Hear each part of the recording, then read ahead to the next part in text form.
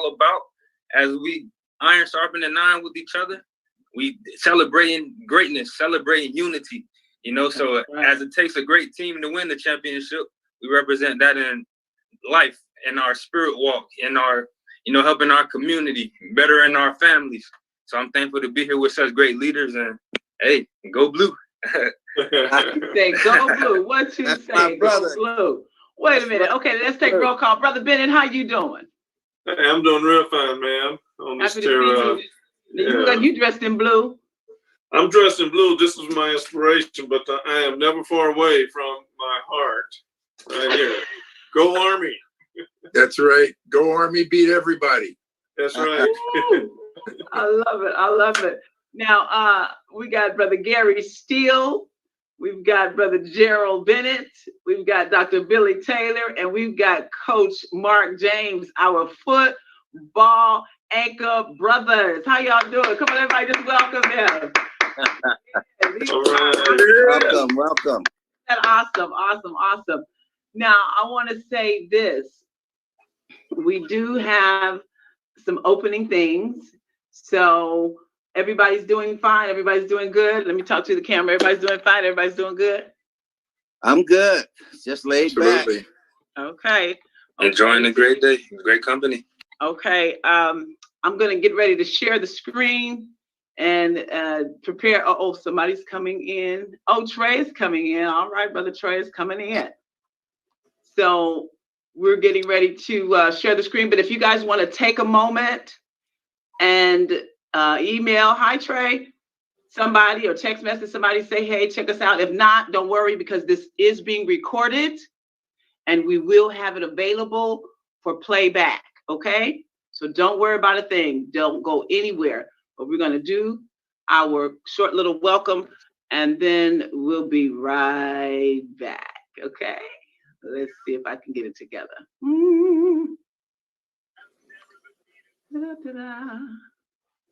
I tell you, we've had a wonderful time putting all of these pieces together that you're going to see. And so, wait a minute. Wait. Don't do that. Stop. See, I'm off to a good start already. Oh, no. Hold on, you guys. Oh, no. Stop it. No. Stop. Oh, Jesus.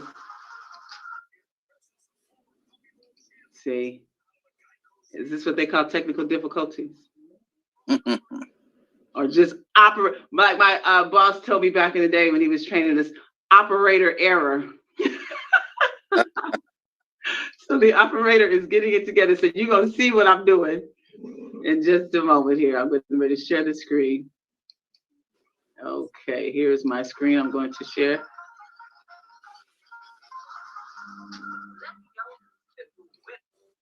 Oh no. Oh my God. Did I blow it? Hold on, y'all.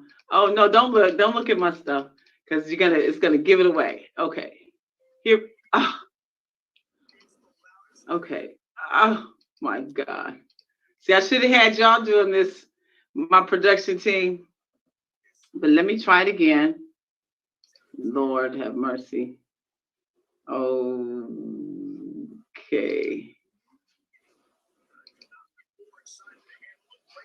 Oh, do you see that? What do you guys see on the screen? I just see myself and Coach James, a still picture. Yeah, same with me. Okay, cool. I'm getting ready to get it together. Ooh, I'm nervous. Oh my God. All right, we see we see the third and fourth slide. You're getting there. I'm getting there. Okay, where is it again? Did I lose it? Is this it right here, Michelle? Okay. Oh my God. I think that's not the one though.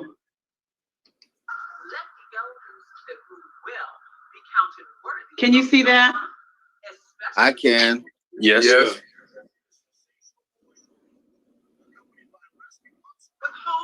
But we can't hear it.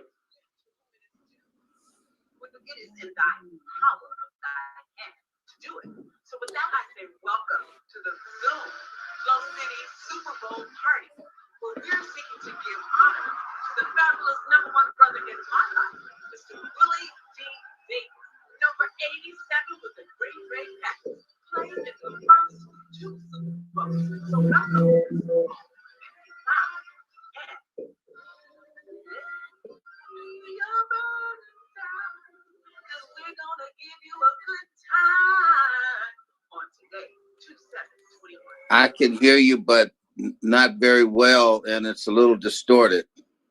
It was distorted. That's A little bad. bit, but it was very low. Okay. I could hear you, but not well. That's terrible. We've spent all that time putting that together.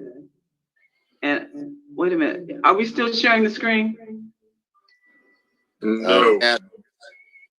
No, you can't see anything. All right, well, I'm not gonna play it again. I'll just come back later. So, but I still have to do my PowerPoint. Okay, now look. Oh God, I have to do this. Okay. Okay, I'm gonna try it again, you guys. Because we have a whole setup. Now, okay, what do I do here? Slideshow. Oh my God. Now how does it look? I just see you. And, Okay. yeah, there's you. I can't make it larger.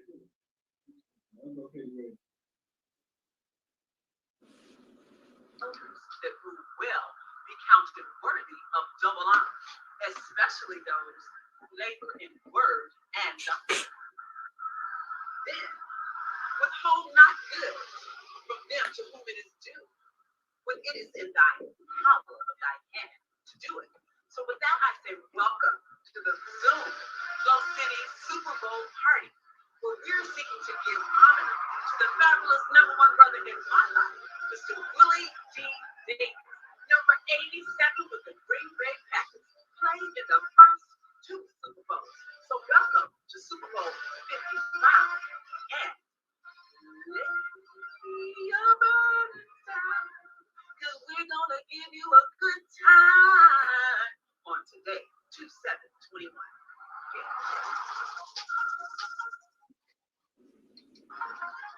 Okay, let's see. Oh God, this is not happy to me. This is a. No worries, no worries. Okay, We get what so here we what go. you wanted to say, and we know it's the celebration of Mr. Willie. And you know, as we got the family here together, we can celebrate together, and we'll help each other out. So no worries, no worries.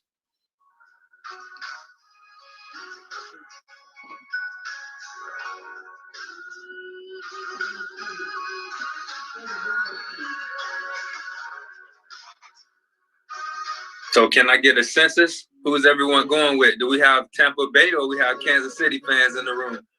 We got some Brady's or Mahomes? Well, I have to go with Tampa Bay because Brady and I both played at Michigan, and you know that brother has ice water flowing through his veins. You know, so I'm rolling with him. And Tampa. All right, you're gonna put your money on the GOAT, huh? All right. Yeah, well, you know, I'm really not a betting man, but I definitely expect Tampa Bay to win. Yeah. But you know, yeah. Kansas City, they're a great team, and Mahoney's I don't know if it's too early to call him great, you know, but he's an excellent quarterback. And but it's the team. That's right. That's right. I was coached that way, you know, and there's this movie, Any Given Sunday, you know, so who really knows what's going to happen? But, you know, we can just go with our favorites. That's about it. Yeah, part of me feel like it's gonna be the torch being passed on to Mahomes because Kansas City, they got a great defense. I like Tyrann Mathieu and those guys, and I know it's gonna be a high scoring game.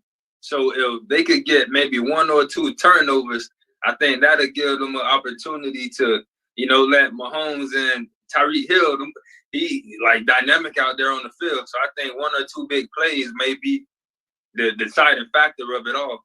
But I do like Tom Brady, and he is, man. He earned everything that people give him. All those rings, he earned those. Yeah, I personally not just I have met him, and we did play for both. I mean, played for Michigan, but at different eras, But it's all about the team, and people having the right mental attitude. That's what my old coach, the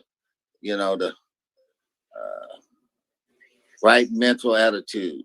So you never know. Emotions are high. This is the biggest game, and in sports, at least professional football for sure.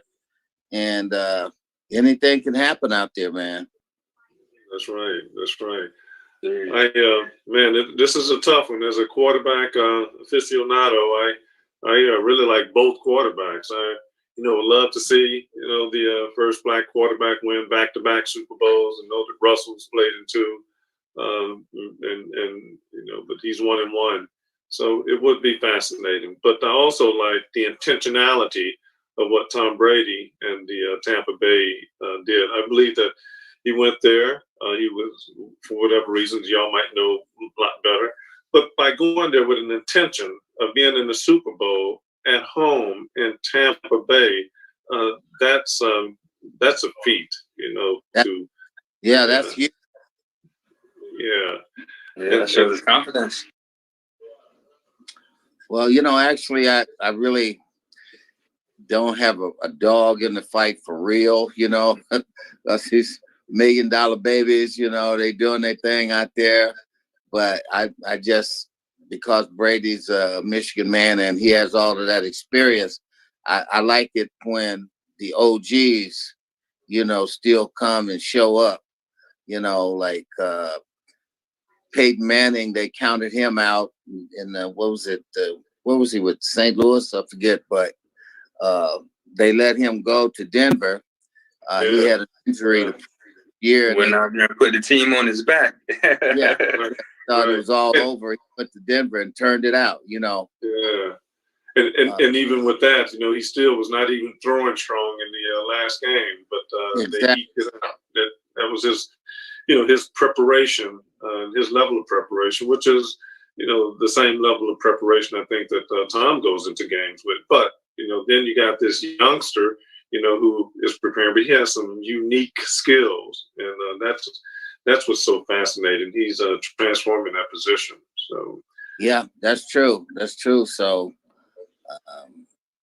that's a great perspective you put on it. The wisdom that Tom Brady has, and even preparing for something like this, to know like what type of film preparation he's doing. So he probably already know when he sees certain defensive setups. He know the hot routes that he's gonna go to. Down in situations. So scenario football, whether it's 3rd and long or 3rd and short, whether it's 2 minutes to go or 12 minutes to go. So understanding those different situations in the big time game, having that experience is definitely something huge.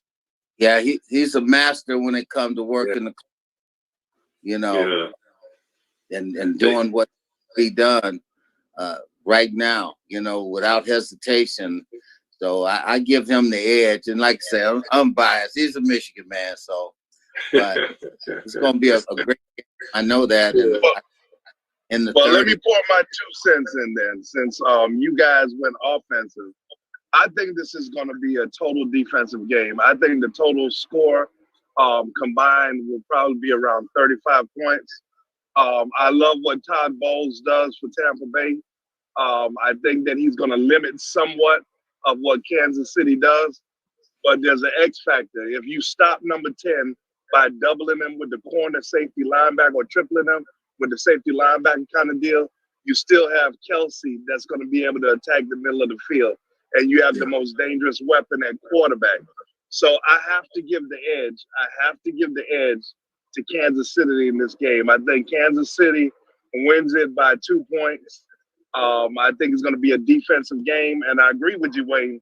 I think it's going to come down to who throws that interception or turnover fumble that you just can't come back from, or maybe a special team play. And I'll throw in my opinion from Pennsylvania.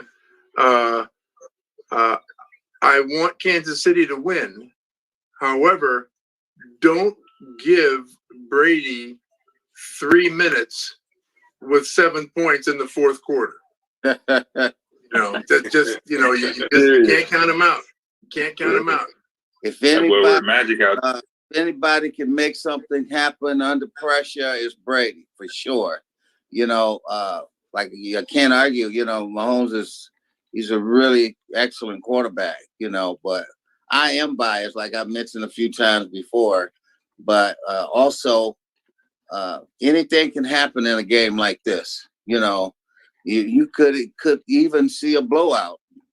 But that's probably won't happen. I think the scores will be in the 30s, both teams, and it's going to be close. That's what I think, but we'll just have to wait and see. Yeah. Gary, I'd like, with your tight end position, because, just like Coach James just said, tight end, Kelsey, then you got tight end, Gronk, and Brady, on the other side of the field. What do you think as it relates? Because I think that the tight end is going to make a difference as well. Well, I of course the tight end's going to make the difference. The tight ends always make the difference. But it's really, I think, a toss-up because the Bucks, I almost said the Pats. The Bucks have Gronk. Kansas City has Kelsey. Kansas City has Hill. And I forget the other fellow's name. But then the Bucks have Mike Evans. Is Evans his name? The wideout. Yeah. It's pretty much a match. If you go athlete for athlete in those skill positions, but the difference possibly could be the athleticism of Mahomes. Yeah. Could be. But Brady can put the ball 50 yards on a dime, but Mahomes can do the same thing too. That's right. But so it could be the athleticism of that quarterback. I was talking to my son this morning. He's in the Baltimore Ravens organization, and he said that the big problem that Kansas City has is their offensive line. They need to protect the young fellow. Otherwise, he's going to get hurt. And Tampa Bay do have some mean defensive ends like Jason Pierre-Paul. He's a veteran in the game who I believe is going to come out huge.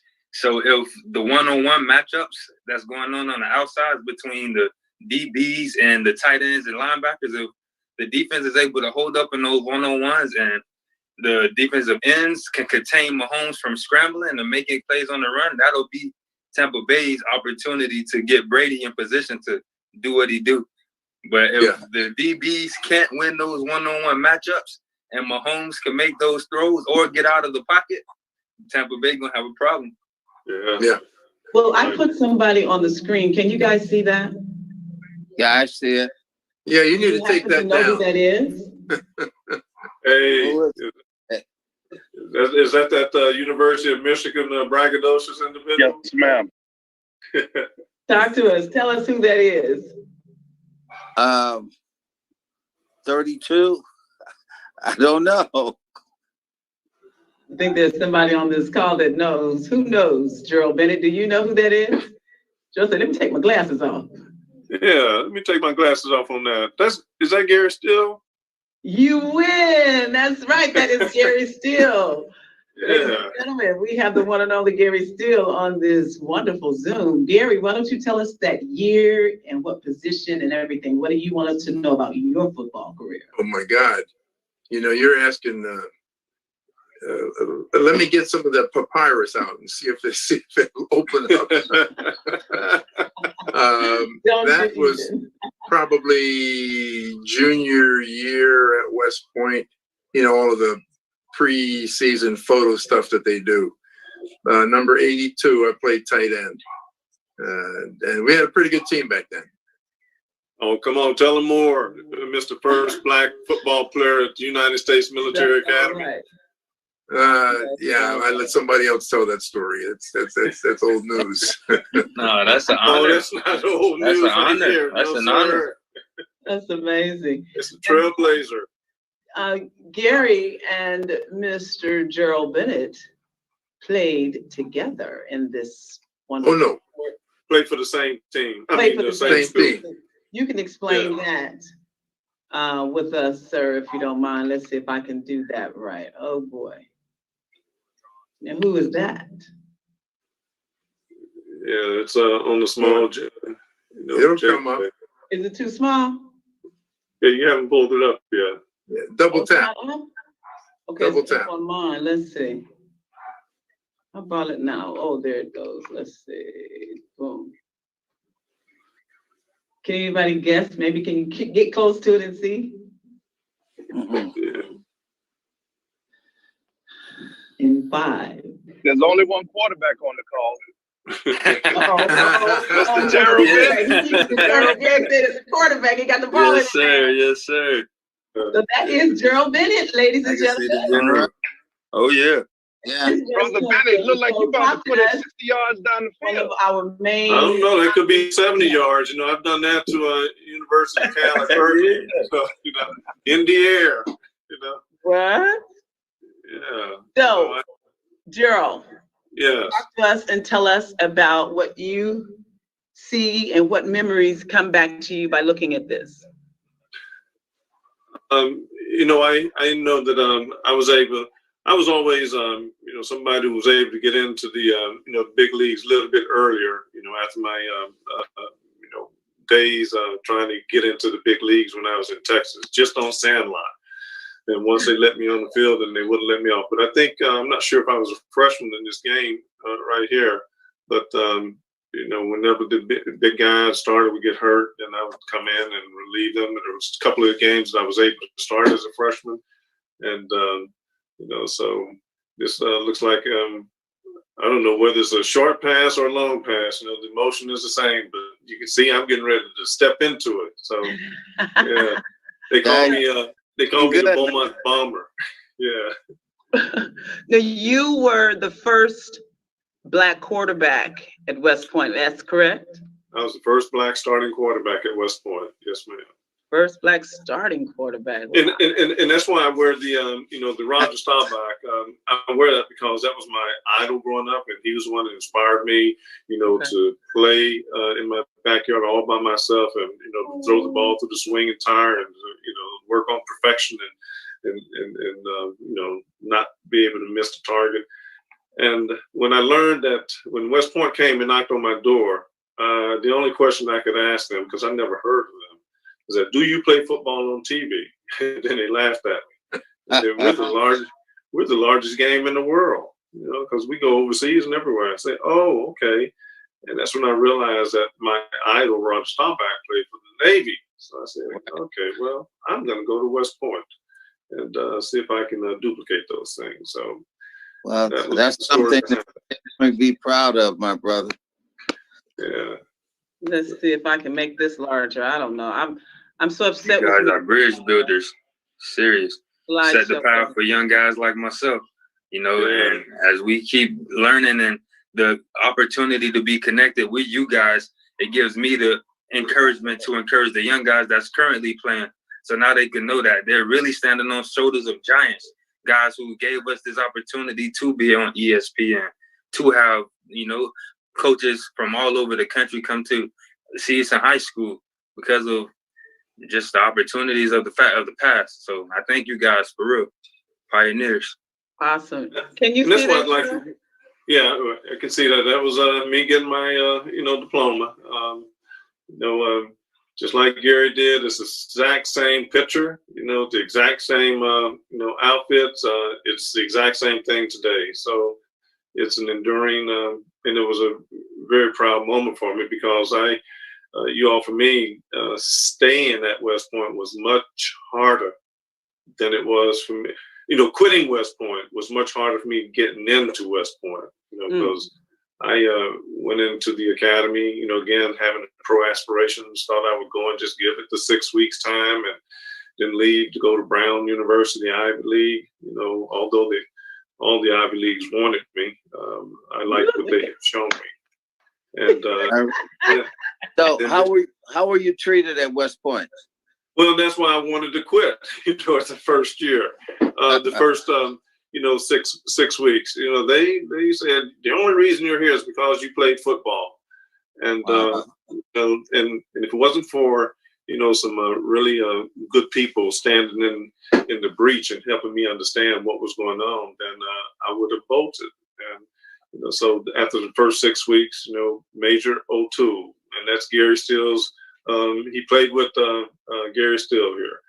He, convinced me to just stick it out for 1 year. Then after the first year, then the superintendent said, "Why don't you just stick it out for one more? There's no obligation on you." I said, "Okay, I'll do that." Then to meet the general, Secretary of the Army, he comes down and meets with me, General Myers. And I made a decision in the, between the second and the third year that if I stick here at West Point, then West Point will help me be who I am for the rest of my life. And I made a decision to not regret, going to West Point, and that I would ever look forward to serving and being great and having people that I can call, my part of my group, General Eisenhower and all of the other people in the greats, like the Gary Steele, I'd like for us all to come together, know who we are, and create that permanent bond, which is what Wayne Lyons was saying earlier. Awesome. I think this picture here. We already got the quarterback picture. Now, what's this? The two right here. Who are these gentlemen? That's the Army-Navy game. That's when Ron Jaworski, we would always play in the stadium where the Eagles played. So then that's that was me and Ron Jaworski. It was, it's good they let you know up front the real truth. What they told you the first year, you're here because you play football. You knew what you was going to have to deal with.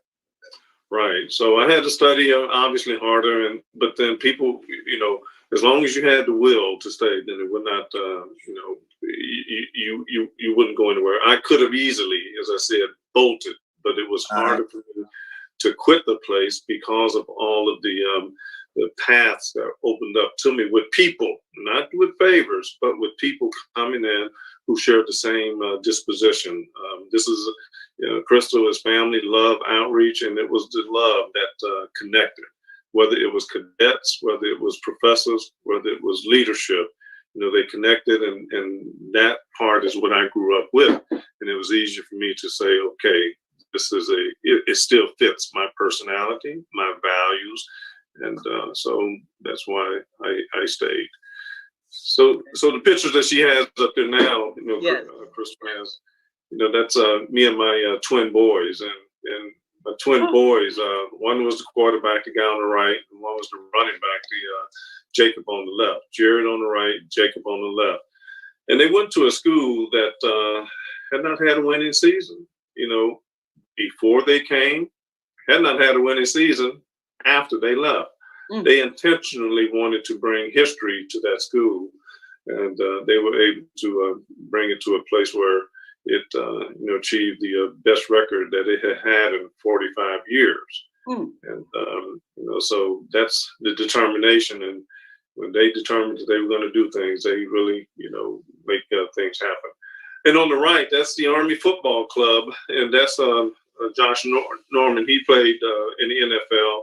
And, we had several players who played in the NFL. And one of the famous ones now is, he plays for the Pittsburgh Steelers. Villanueva. Yeah, Villanueva. I don't want to bastardize his name, but he's out famous. Yeah, he's out famous. And that's me going to the Super Bowl. Y'all have gone to the Super Bowl breakfast, almost every year. This year, I would be there right now. I don't go to the game, but I go to the festivities. And that's Michael Singletary. Michael Singletary for the Bears. He and I played in the same year. He played for Baylor. They came to West Point. They kicked our tail. That was a 55 to nothing, or 55-3. If we squeaked out a touchdown, it was barely. And Michael was just something else. I would have to look at his eyeballs, and it was him against me. Linebacker against the quarterback. He's the one that I had to read, but he was just, his defense was just too much for us. Now, Gary played the linebacker positions. No? What position did you play, Gary? Oh, I play offense, tight end. Tight end. Okay. Yeah. So, okay. Now, who's this other gentleman here, Gerald? Hey, that is the first Black superintendent of the United States Military Academy. And he and I are teammates. He graduated in 83. I graduated in 82. He was a defensive anchor, defensive line on the defense. And I was the quarterback. So we played together. This is so wonderful because we've got a lot of firsts on this line. Your first being the first starting quarterback at West Point, and Gary, you were first in some of this football history too, right? What was your first? I was the first African American to play varsity football at West Point. What? That was 1966. How about they'd had a couple of other men in the program, but no one was ever on the varsity team, and no one had ever played on the field. And so, I'll break my arm patting myself on the back. Back in the days, we played only sophomore, junior, senior year. Okay. And we only played 10 games a year. So we had 30 games. And of all of the players on the Army football team, I was the only one that started all 30 of those games. Diggity, way to go! So it was a good run. It was a good run. I was a huge tight end. I was 6'6", 220.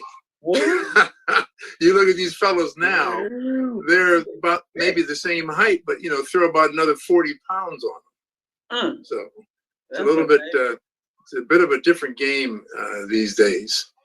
Well, that's another thing we would like to discuss: today's game and yesterday's game. Now, Gerald, who are these people?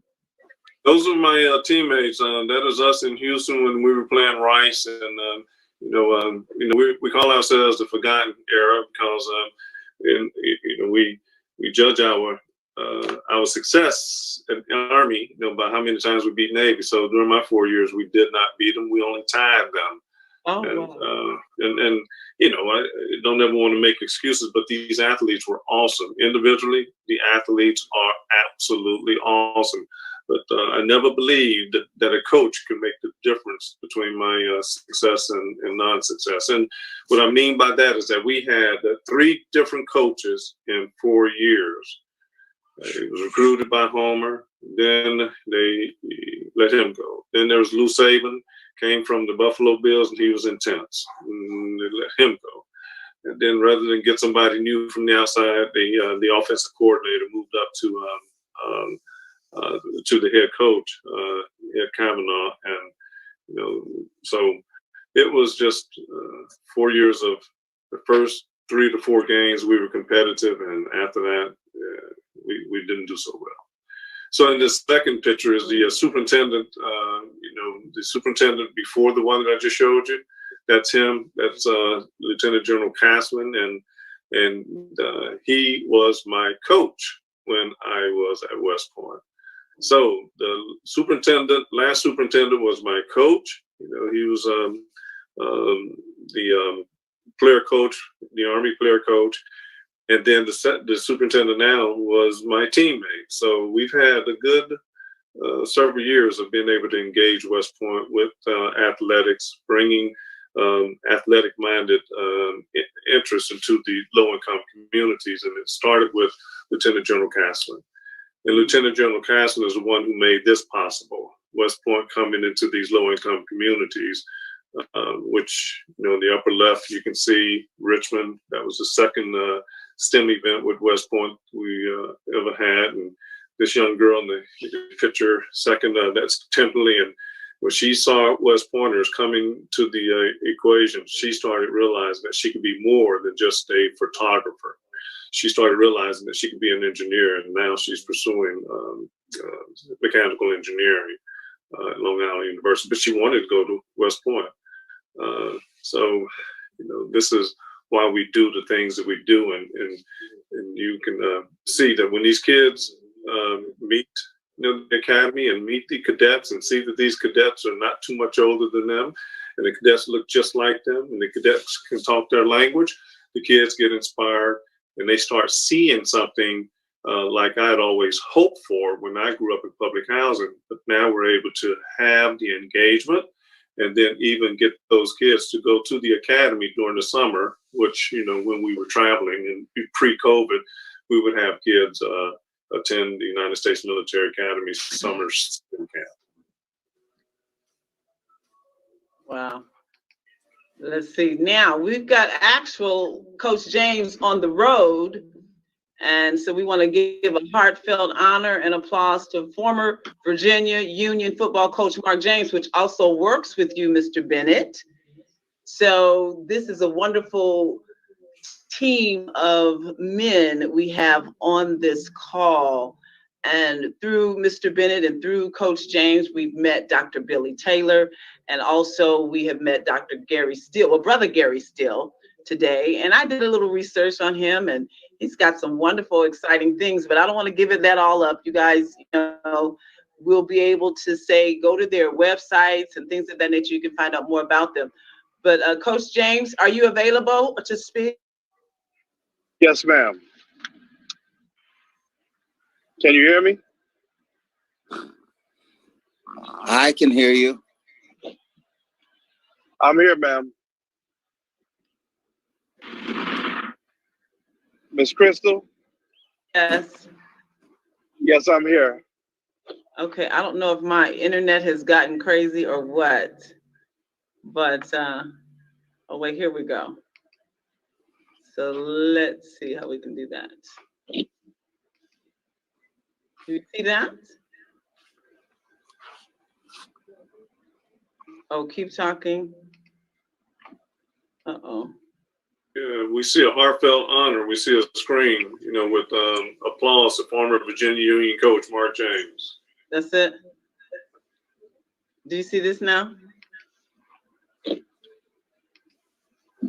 It's not letting me go. Oh my gosh.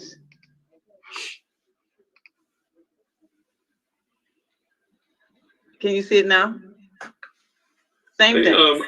I want to say something to everybody on the call while we're having these technical challenges. One of the, as I work for the United States Department of HUD, Housing and Urban Development, in all of our communities, kids don't have access to the best Wi-Fi.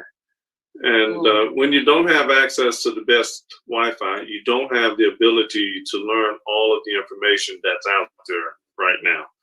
So it's an issue of having access to Wi-Fi, having access to technology, so that what you hope to demonstrate or show, it doesn't always flow smoothly like with those who do have access to resources. So I wanted to take that moment to say that's why STEM Innovation Networks exist, so that we can put boots on the ground and understand what the problems are, what the gaps are, and let's resolve them. Okay, well, this is also a part of what Coach James is promoting, and he's a staff and administrator on that Boots on the Ground program, 360 C2C. And so you can talk about that, but I don't know if you can see the screen, but it has his website up. We can see it. Okay, good. So Mark James, the Urban Trauma Healing Institute. So he says, in order to change the result, one must change the mindset. So Coach James, talk to us, tell us about your urban trauma healing, and then talk to us about your days at Virginia Union and now what you're doing today with 360 C2C. Great. First of all, thank you again for inviting me on. And again, with everybody that's spoken so far are guys that I really admire and appreciate having the opportunity to share this space. My road was slightly different. I went to University of Louisville, played for a guy named Howard Schnellenberger, left school, went home, had responsibilities, went home and worked in Fort Lauderdale, and then decided to go back to school.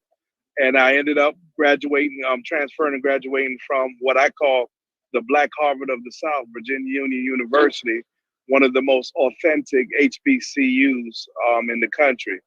My road that I took was in coaching. I love coaching. I love being able to take somebody somewhere where they can't necessarily take themselves. Even today, I was shocked when I saw Jean-Pierre Paul still playing, but he's a young man that I trained in Fort Lauderdale, Florida. He played for Deerfield High School, and I had an opportunity to train him several times, trained him for an all-star game, and also had the opportunity to train him after he had his accident with his hands. Wow. So coaching has given me an opportunity to travel the world, to meet different people, to understand different cultures. And when I say change the mindset, coaching is all about changing the mindset from a boots on the ground level. And the only way to get the boots on the ground level is you have to be involved. And coaching allows you to be involved. There's no other closer thing that you could possibly do to be able to change the way somebody thinks more than coaching them.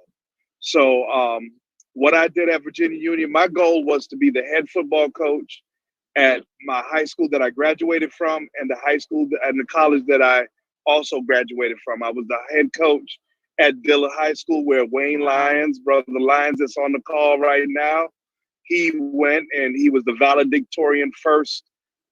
He was the first student athlete, male valedictorian of Dillard High School.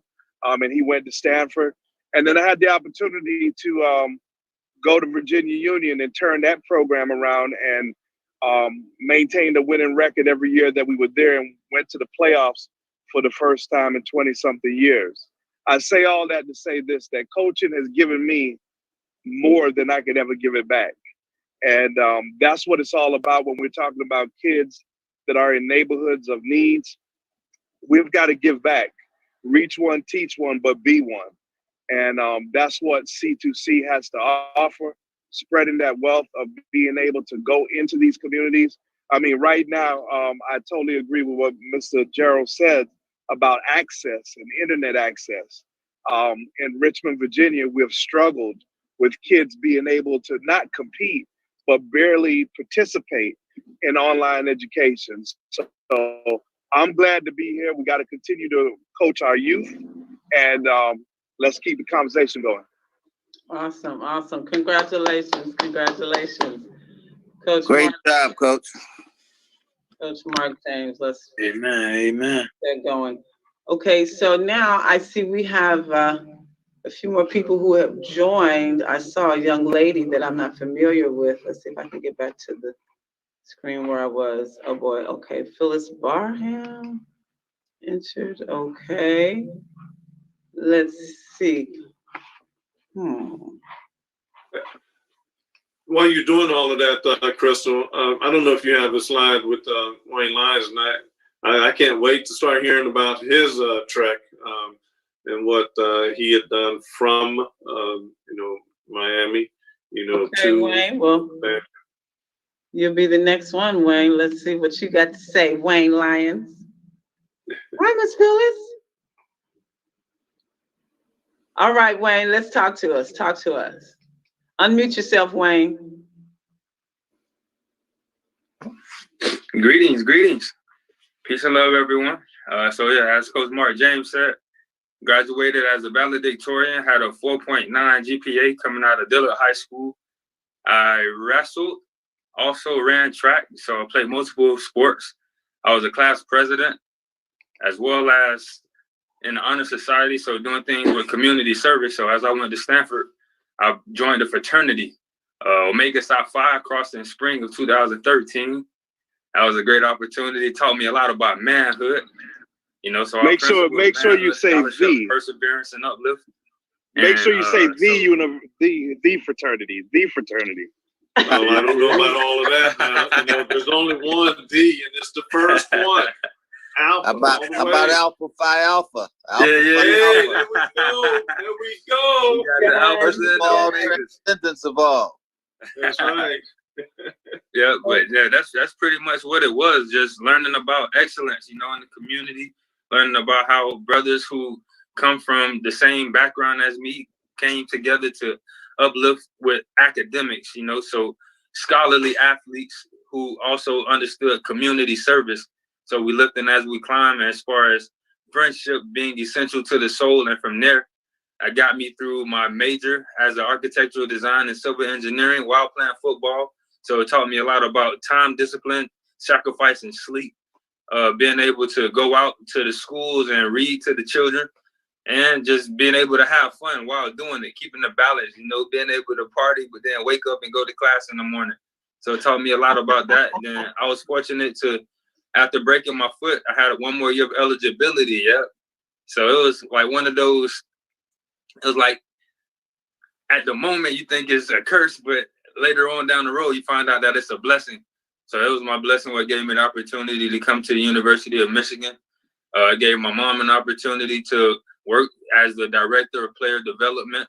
So she was able to, really showcase to the world what she helped me to accomplish by giving me great advice and being a great person who cares about the community, cares about the young athletes, and giving them the skills that they need to better their life, you know, do things to make their parents proud, get their education, and have success while playing the sport that they love. And from there, it inspired me to start the nonprofit Empire for the Youth. And since then, I had opportunity. I tried out for the Baltimore Ravens and the New Orleans Saints. I went to the rookie mini camp. And after that, I also played a little bit over in the Canadian Football League. So I just figured that it was a lot more to life than what I was given an opportunity to with football. So just being able to focus in on the business aspect, networking, going out, being a part of the Watkins Alliance. So that's where I met some phenomenal people. I met Dr. Paul Ruffin from the GBI. And from there, it opened up so many business opportunities where now I decided it would only make sense to focus on helping the community, helping just the young students in school still, and building those bridges where we teaching people to become masters in their mental, physical, spiritual, and financial lives. And those are the things that we do with our enrichment programs. And it's just like God keep opening up more opportunities. So now it's not only that we connected in the local Michigan, but now we connected in Florida, Michigan, Texas, California, and even we got connections in Kenya, Africa. So we've been reaching out to Pillars Care, and they want to do the same type of exchange program where we teaching their youth about agriculture, and we're teaching. So our youth is teaching them about technology, and their youth is teaching our youth about agriculture. So we taking those two, taking it from, hey, this is Miss Crandall calling. So just the love of everything. Okay. So now, thank you all for allowing me to share. And I'm gonna see if I can get her on this call. No, hold on, baby. We do have, you can go ahead and handle that, but we have Miss Beth Parham from Durham, North Carolina, who was invited by Miss Lynn Crandall. So hi there, Beth. Awesome. All right. I feel like now, I just love this so much. Thank you. Welcome. Now, while Wayne is dealing with Miss Lynn Crandall, I want to talk to Trey, because Trey is also a part of one of Coach Mark's mentees and wonderful youth that he's been coaching. So talk to us, Trey. How everybody doing today? Good. Yeah. How you doing? Yeah, good. So yeah, it's crazy. I've just been like listening to everybody's story, and I'm kind of just getting excited about hearing everybody's history and how they got to this point. So thanks for allowing me on this call. But I got connected with Coach James at Virginia Union University, and it was we had some rough years. We had some rough years prior to Coach James coming. And I know for me, I was like, I was a business major. I was an entrepreneur management major at Virginia Union University. And, I was like, I'm ready to get into business at this point.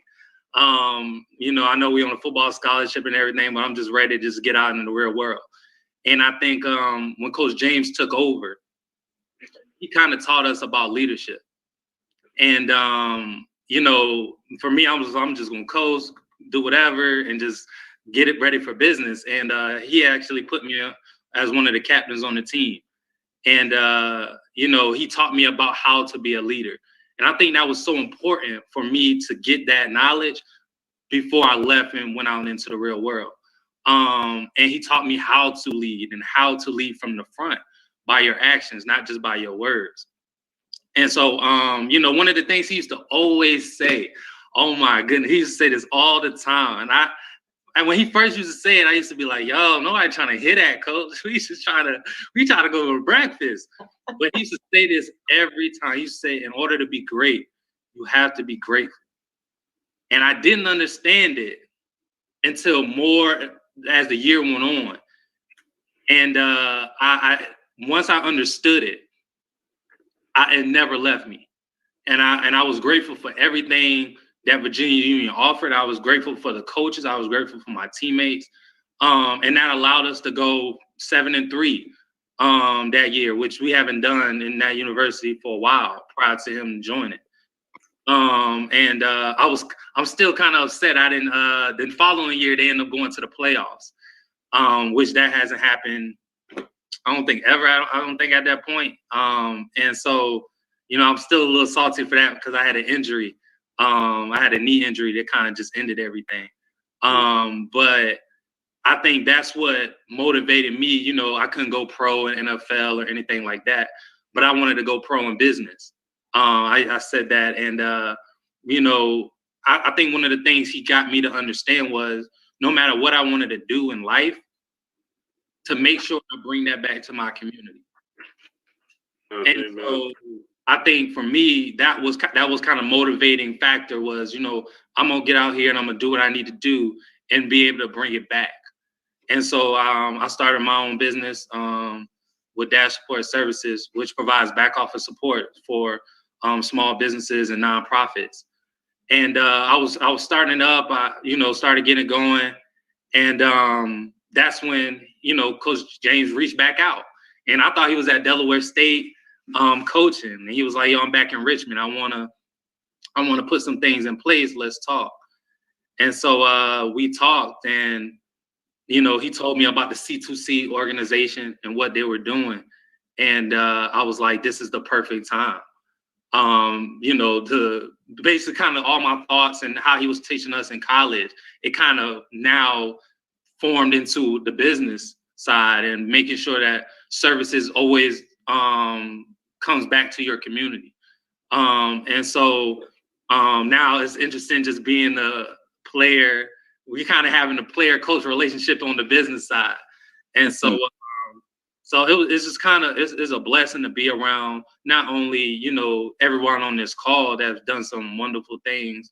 And like what Wayne said earlier, kind of broke down some doors for us to even play at this level and get some attention at this level, to now be on this side of the world trying to make a difference for the next generation to come in, and that next generation to come in and take their throne and become what they need to be.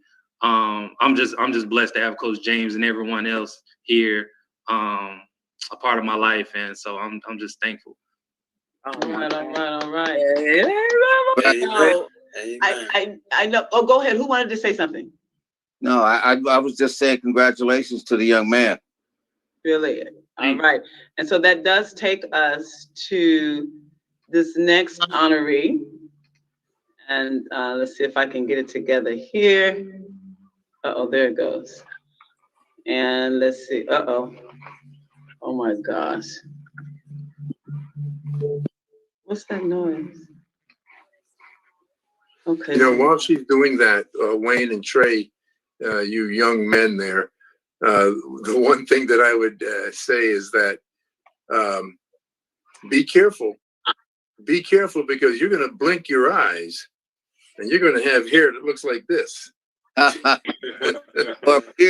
happens. It happens so fast, and I, I sincerely wish that I had the awareness that you all do at your age. When I was your age, I was, I was a lieutenant. I'm just, hey, I'm okay. Where's the next battle? What do I have to do? How am I going to cover this or that? And I wasn't thinking about the things that you young men have been involved in and are thinking about. So I applaud you, everything you've done to this point, and just, hey, there's another hill. There's another hill. Most importantly, keep God in your life and keep smiling. Keep smiling and keep working. That's what's going to work. Oh, word. All right. That's from the old guy. That's from the old guy. Gary Steele, ladies and gentlemen. Gary. Thank you, sir. Steele. Thank you. Now, I have this picture up. Can you guys see that? No. No, you can't see it? Let's see. Oh, my goodness. I tell you. How about that? Hey. Yeah. Hey.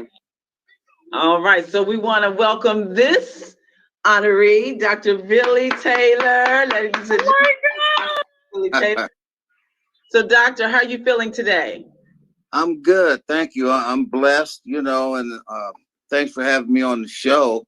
Mm-hmm. And I'm honored to be in the company of all of these great individuals, But every day when I wake up, I just thank God for another day, because it's a blessing. I've learned to appreciate that over the years, and know the value of each and every day, because we didn't have to be here today. And there were a lot of people that were here yesterday that are not here today, and it's going to continue to do that. So I just, I get credit where it's due when I open my eyes in the morning, and oftentimes before I can get out of bed, that's what I'm doing. But I'm very well, thank you. And it's very cold here in Michigan. Bless your heart, bless your heart. So now, by the picture here, you're going definitely with the blue. Is that correct? Yeah, I'm maize and blue, and I saw my brother with the Michigan sweatshirt on there. I'd like to get to know him a little bit better. But yes, sir, go blue. That's right. So I was just kind of piggybacking off of some of the things that Coach James was saying and about coaching, and then Mr. Bennett, you mentioned of listening to you that you didn't know how valuable or how big a difference it can make having good coaching, but I just want to stress that point. Coaching is, I think that's probably the largest part of the game, because I played for Bo Schembechler at Michigan, and he's a legendary coach, and he's a guy that pushes you way beyond what you thought your capacity was, and he had a slogan my sophomore year at Michigan, those who stay will be champions. And we lost, the practice was so hard in spring ball, we lost about 20 upperclassmen because they just couldn't take it. And we, in our first year of varsity football, we didn't know, what it took to play Big Ten football. We just thought that's how it was, but we were losing guys at such a rate that one day we came in off the practice field, and there was this big board over Yost Fieldhouse that said, those who stay will be champions. And I played with some greats at Michigan, but this particular day, Dan Deerdorf and I were coming in after practice, and I read that sign, those who stay will be champions. And I said, or dead, and everybody, everyone around us just cracked up. But for every day players caught on to it, and they would have something to say in response to that statement, such as those who stay will be champions or leave and become doctors and lawyers, you know. Oh my gosh, well, that's good.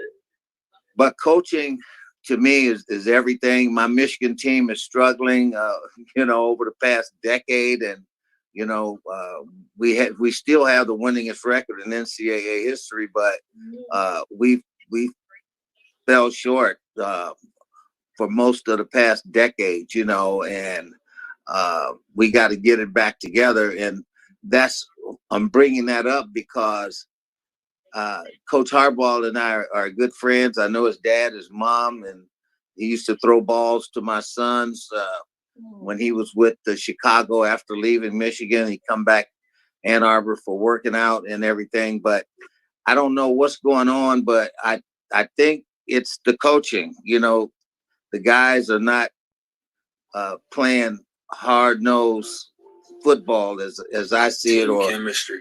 Well, yeah, or how we played, you know, and Bo Schembechler called it the RMA, the right mental attitude. And we hit and we hit and we hit some more. And I found out as my first game as a sophomore that I got hit harder in practice than I did in the game, you know. And we bought into and realized he knew just what he was doing. You know, it's shake your hand, you know, when the before the game starts, but once the game starts, you know, I'm coming after you. I can't use those words talking with you guys, but we coming to get you, you know, we coming to kick some butt. But,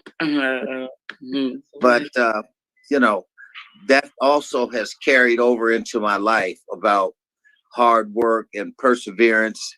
In fact, that's the name of the title of my documentary film, Perseverance, the story of Dr. Billy Taylor. I've had a lot of trials and errors in life and a lot of things I've had to overcome. And I am a recovering person. I have a 501c3 residential drug treatment facility in Detroit called Get Back Up. And August 17th of this year will be 24 years without a drink, drug, or cigarette. You know, so along with that, it took a lot of prayers. I'm a teacher, not a preacher, but you know, there is a God and he's good, you know. Yeah.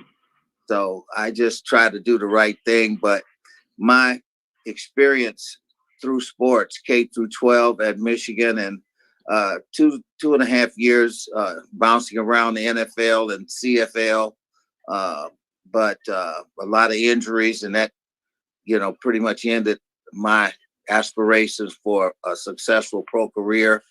But I always had a dream from middle school that, and I always admired Dr. Martin Luther King, and my mom would say, Dr. King's on TV, everybody gather around the little black and white TV. But I said, one day I want to get a doctorate degree. And my mom always pushed education. She went to a one-room schoolhouse in a little town called Hoxie, Mount Bayou, Mississippi. But I was born in Hoxie. But anyway, she pushed education. Dr. King was an inspiration to me. So I wanted to get the doctorate degree. I wanted to play college and professional football. And after that, start my own business and take care of my mom. And things fell short. My senior year, my mom died suddenly of a heart attack 4 days after my second. I played in 2 Rose Bowls, but January 4th, 72, she passed. And my life took a downward spiral that eventually led me into addiction, you know, drugs, alcohol, and arrest. You know, it was a terrible time, and I went through a lot to come out of that. And it's just through the grace of God that I am here today, you know. But that's why I do what I do with Get Back Up. We've had thousands of men come through my facility. We started it on Dexter in Detroit in 2007, and I was there for 11 years. And 3.5 years ago, I moved to the east side of Detroit with Get Back Up. I just call it Get Back Up East. And that's based on a philosophy of mine that when life knocks you down, get back up. And that I had to think about what title for my book is called Get Back Up, the Billy Taylor Story. But the movie is Perseverance, the story of Dr. Billy Taylor. But the movie parallels the book, but for contractual reasons, etc., we had to come up with a name for the movie different from the book, you know. So that's what I've been committed to doing over the years. You know, I thought with the doctorate, I wanted to become an administrator or a college president.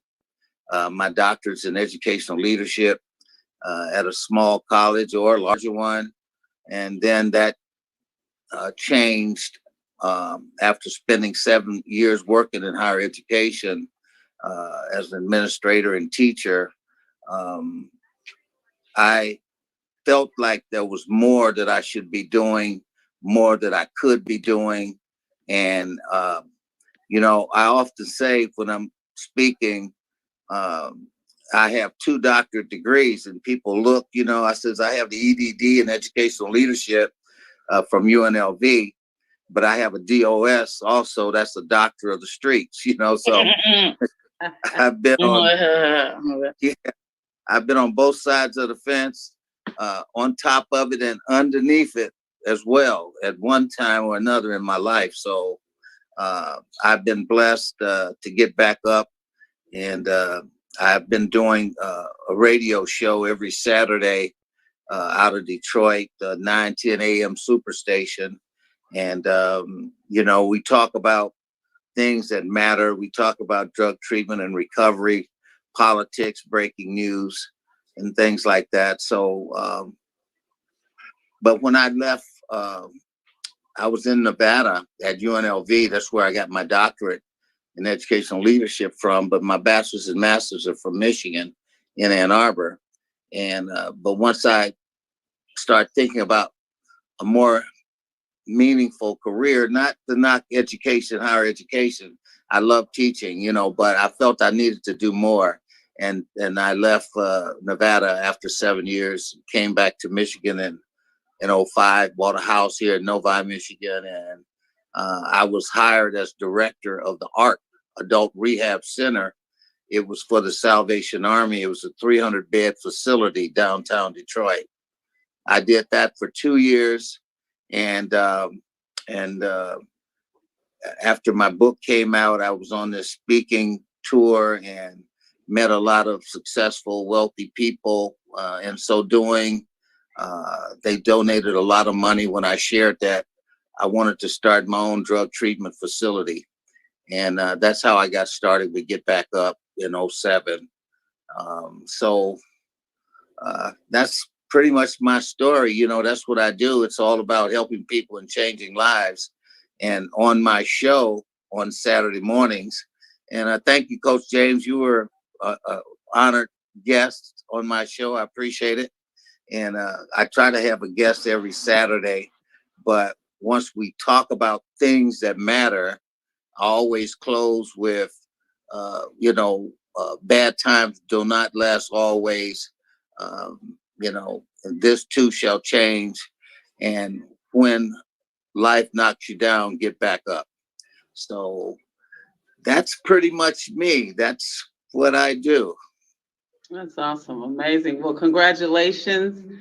I thank you very much for accepting this call to give honor to the football players in the many areas and levels that they have played, from the professionals that we've had, and my dear brother, Willie Davis, who passed last year, April 15th, 2020, played in the first 2 Super Bowls and became a wonderful, outstanding businessman here in the city of Los Angeles, and actually all around, because he served on various boards and just really made himself a success from what he came from. Because in his book, it talks about how his parents were sharecroppers in Louisiana, and they, you know, had to do their work under gunpoint. And he growing up, remembering that, it put a determination in him to really be able to get out of this. And when he found football, he found a love, and he was an Army man as well. He served in the Army, but he played professional football, and he played under Coach Vince Lombardi for 10 years. And great success story. There's some videos that I had ready to pull up, but it's all okay. We can do all of our Google searches and make sure we find out who's who and what is what. And I don't know if my email and not email. I don't know if my Well, I'd like to say everything that messing up. was truly one of the greats, to play football, and he deserved to be honored. And I'm happy to be acquainted to his sister. So. Yay. Okay, where did I go? I went somewhere. I was here. I can't see me anymore. But this whole thing, you all, I want you to know, is a wonderful opportunity to connect and just show people the value of their life being here in America. We've had such wonderful opportunities to do great things. And people, I know Wayne was talking about their connections over in Kenya. He said that people in Kenya are now, I guess, teaching them agriculture, and they're teaching them technology. So some people don't have the opportunities that we have, but even still in America, as Gerald said, some of the youth and Coach said, they don't even have access to the internet. So even in our country, we have a lot, but people, we need to realize that what we have, make the best of it, take it and create the best that we can, making opportunities for others. I'm very thankful to my brother because he made a lot of opportunities for me as a child growing up. I won't say I was spoiled, but I had a pretty good opportunity to be Miss Thang, walking around Watts, and, the city of Los Angeles, and over at Harbor City, where I went to school at Narbonne High School, because I was Willie Davis's baby sister. And so the radio station that he started here in 1976 enabled me to meet people in the industry and get my first commercial on the radio and just really have what you would call a good life. But then at the time that I got a little older, I thought my brother was going to help me really become the superstar that I wanted to be. And he, was like, my family thinks I'm supposed to bankroll their ideas. So then that means, okay, I got to work for myself. I can't just ride on my brother or my dad's or anybody's coattail. I got to get up and do my own thing. And that's what I did. So I'm thankful he, saw me as a interesting person. I'm a creative spirit, free spirit. So we're kind of different. We have the same dad, a different mother. So I'm a different person, but he accepted me the way I am, and he left me in his will. I want that to be known, because some people think, well, he had all that money, he didn't do nothing. He might not have did everything I wanted him to do while he was alive, but he did remember me in his closing years, and I'm forever very thankful for that. And I've been able to do some things that we've been doing on the Zooms and in the studios, and just making opportunities for others to have a platform to bring their voice, bring their passion, bring their heart to a medium and a group of people that may not have ever known them. I would have never known you all had it not been for Miss Lynn Crandall doing what she's been doing out of USC, connecting. And then when we decided to do the television show, with the internet show, it just opened up a whole new world for me. So I'm very thankful to Gerald Bennett for that, because he saw my capabilities to talk to people and interview people and bring people to a feeling of warmness and closeness. And so he just started sending me names and numbers and texting me information and call this person, contact this person. And to me, that is what it's all about when we want to build that collective impact. Somebody at the top has to reach back and deal with those who are in the middle and all the way down to the bottom, what they call the boots on the ground. And that's what Mr. Bennett has done. He's at that Capitol level. He's working with the Washington, D.C. Capitol level, the White House level. But he's dealing with those young people that are in foster youth homes. He's dealing with the young people who are living in those HUD housing projects and things of that nature. So that's a man with a heart. And for him to take the time out and be here on this Zoom and connect us to Gary Steele and connect us to Coach Mark James and how they've come together, this is major. And then for Mark be able to connect his young men that he's coached along, this is major. This is what it's all about. I say, and you all agree, we are the model to the world on how to bridge those gaps. And Willie's book says closing the gap. So we got to close the gap. Not only do we have to bridge it, we got to close that gap.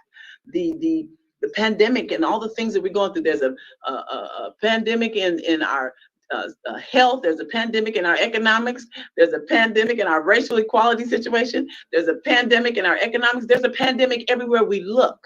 But I tell you, we are the solving company. We are the solving team. We have the answers. As Billy said, you know, he went through what he went through after losing his mom, and it just took his mind and he couldn't handle it. And that is what a lot of young people are dealing with as well.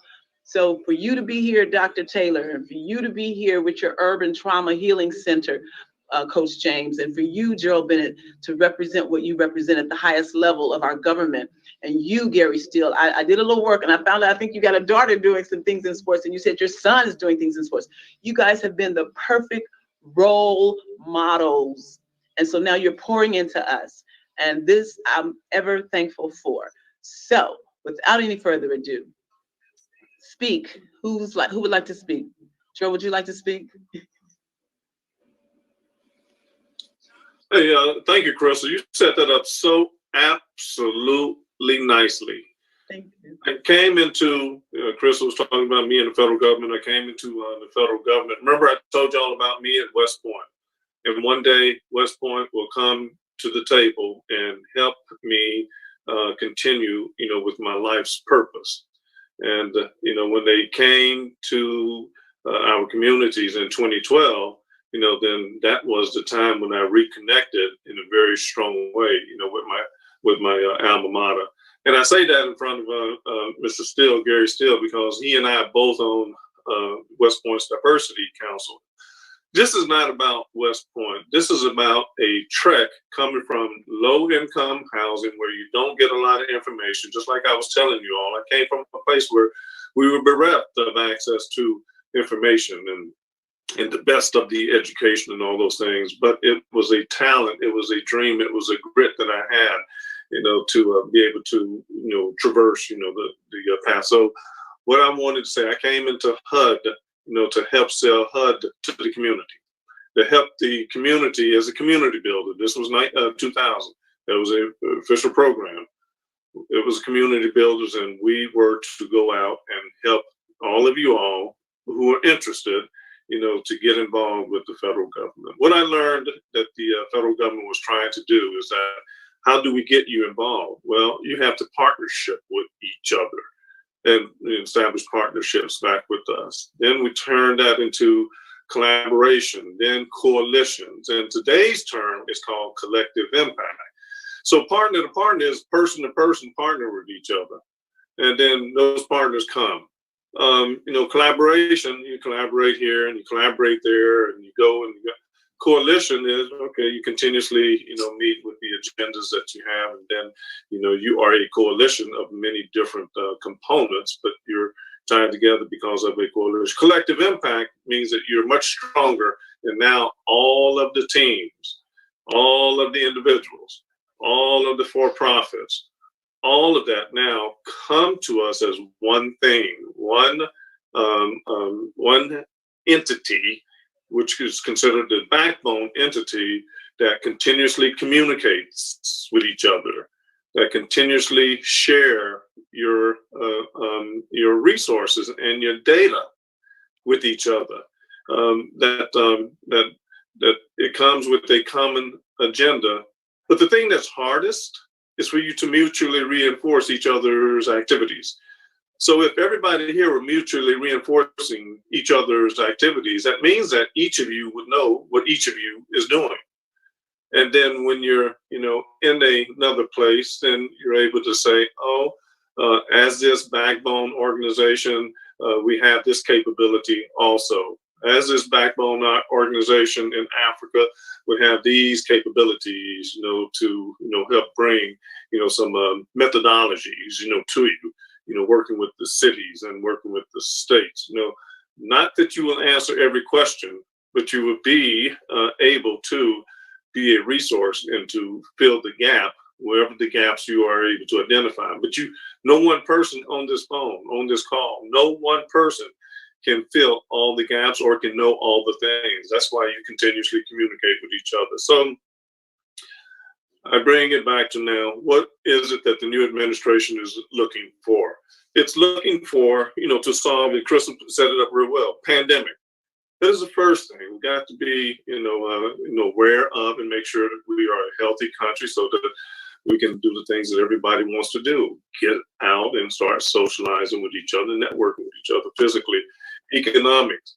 Let's make sure that we, as we help economics for, businesses, the largest businesses, but we can't forget the small businesses. And most importantly, we cannot forget the economic development and the economic mobility of those who continuously, the gap of wealth continues to grow every year.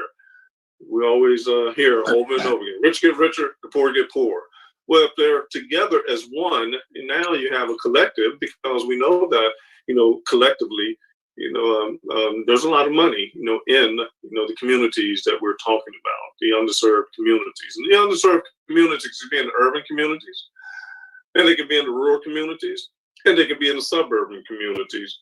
There are needs in everyone, that we're talking about. So this is not a just one place, and they also are diverse. They're also diverse in their ethnicities and in the way they think and the way they worship. But that's what a collective, and all of you all on this phone represent everything that I am talking about.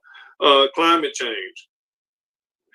That's something that I know that every one of us has believed in it or been affected by it, whether you believe in it or not. You got the fires out west. You got the storms that are getting more and more and more massive, down in the south and the southeastern portion of the country. And then, of course, you got the droughts in the Midwest, and then you have the lack of the traditional weather, in the Northeast that people have come to know and to grow into.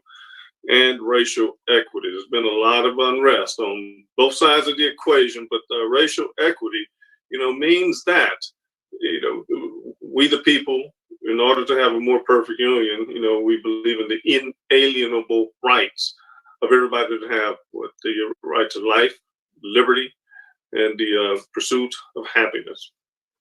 It's an inalienable right, and everybody, who is suffering don't feel like they have that they're getting access to those inalienable rights. And that's why we together, come together, and we can then solve every issue. So when we say boots on the ground, and I mentioned to you in the beginning, the academy, we come back and help.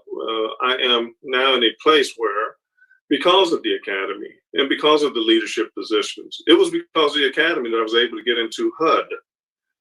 Put that down there, but it's because of the access to the people, that I have and that we all have, and now I have access to all of you all. It's that we are responsible now to bring that access, back to people, and then it's an organized process.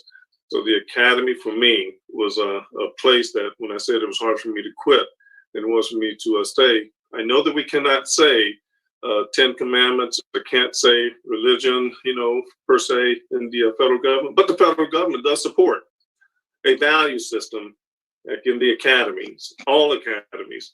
And we have a code of honor, code of conduct, honor system, which says that thou shalt not lie, cheat, or steal, nor tolerate those who do. Sounds like a 10 commandment type concept, to me. But then you lace that with, we say thou shalt not lie, shalt not tolerate those who do. We would always say, though, also that, cooperate to graduate. Well, that's the same thing that teammates, do. We have to cooperate to graduate, and the better the team, cooperates and communicates with each other, the more that it is able to, be resilient, against the issues that it faces. So this team, collective impact, coming together, continuously communicating with excellence, is the boots on the ground that now, as I say, I came into HUD and they stopped that program 2 years, but I had to learn how to make things happen while protecting the public trust, while protecting,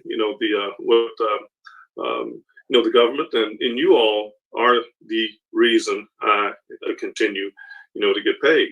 So I've got to now, take the assembly of thoughts and the values of everybody here, and then help it make change in the communities that we serve. So HUD serves over 11 million households.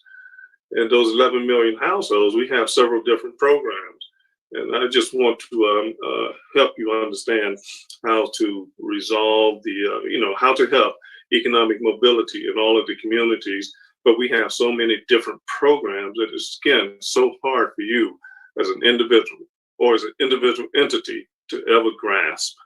So I'm here to provide technical assistance. And when it really happens, it happens when you all finally see the value of coming together as collective impact group.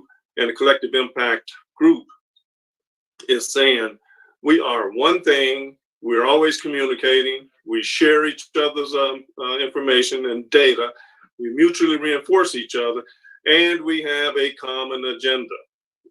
Do those 5 things, and you all are great. But that's why I love this athletic group, because athletic group knows how to huddle, we know how to practice between every play.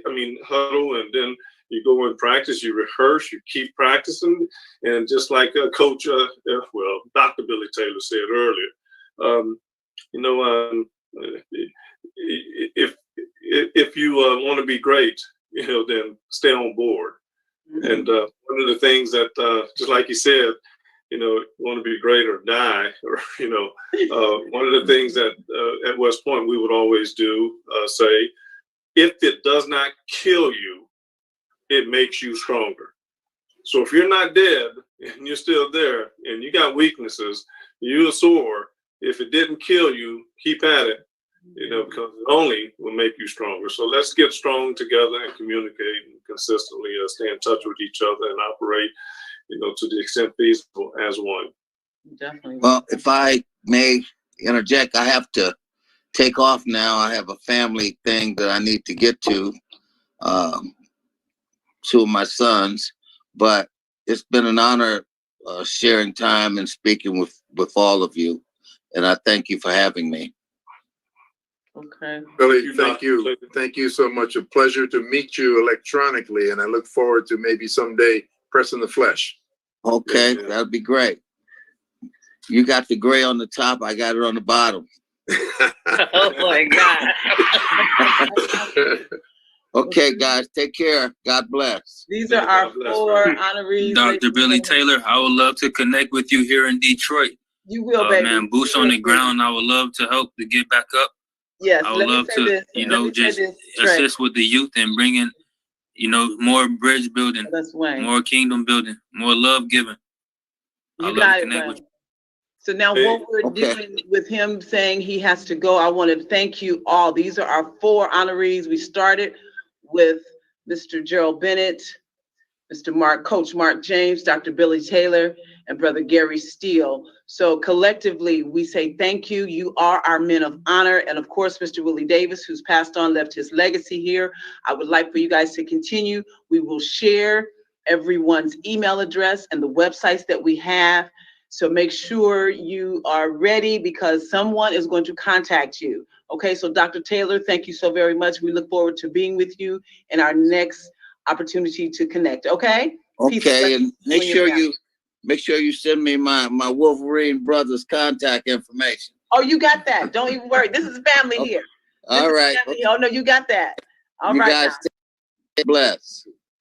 All right, sweetie. Peace and blessings. Now, I wanted to go over to Coach James because after Gerald was speaking about the collective impact and what 360 CDC is doing, and we do have now Dr. Taylor on our team. I'm sure he'll be working with us, and I'm sure we'll have Gary Steele with us working. And the others, Miss Barham is here. Phyllis Barham, we didn't get a chance to hear from her, but thank you for tuning in. And then the other lady, Beth. And so now, Coach James, just to kind of piggyback on what Gerald was saying, you want to speak because this is your field too. This is your area. Well, I'd love to piggyback on what Brother Gerald said. If you know, in honor of Dr. Taylor, if you could think about what is research and what does research look to accomplish? When you're doing a dissertation, you're looking at other people's research and you're looking at their work and you're disaggregating and you're pulling it apart. But then you pull it all back together. Then after you pull it back together, you get that aha moment. What is the aha moment? The aha moment is when you find out that there is a gap in the research, and the gap in the research becomes that moment that you say, okay, this is going to be our contribution to the body of science. I say all that to say this. In a collective impact, and what C2C is doing all throughout the country, is we're looking at other people's research. We're looking at the work that other people are doing. The only thing that we're doing is we're joining together those efforts to let people know that in these communities, when you put boots on the ground, you not only have boots on the ground in Denver, Colorado, Memphis, Tennessee, Miami, Florida, Washington, D.C., Los Angeles, California, you have on the ground throughout the change at C2C picture and being able to affect the big picture. Because if we don't make changes in our communities, who will? But it's all about, that word gap kept coming up. It's all about filling the gap, filling the void. If I was speaking about football, it would be, filling the A gap.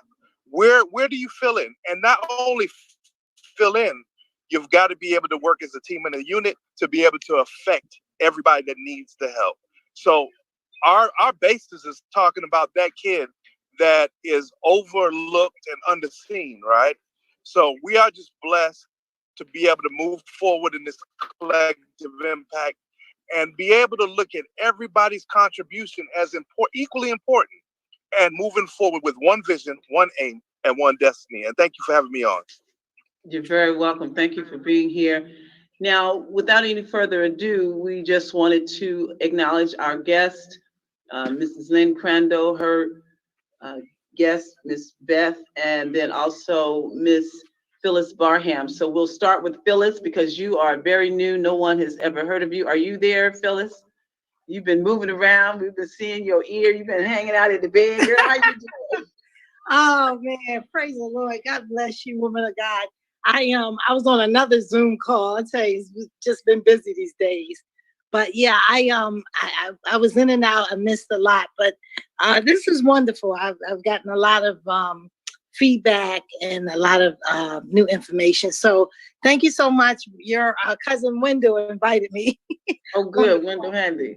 Yeah. So thank you so much, and I'll touch base back with you to get some more information because, like I said, I'm on another Zoom call, so I was trying to listen to both at the same time. You got both burning both ends. Well, thank you very much for taking the time to tune in. Let Wendell know I thank him and appreciate him.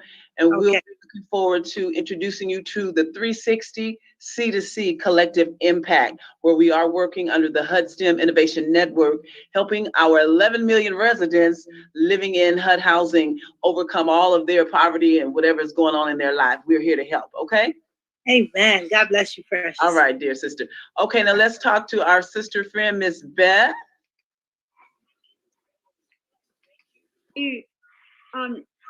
So I know Lynn through the it was the Society for the Arts and Healthcare, and now the National Organization for Arts and Healthcare.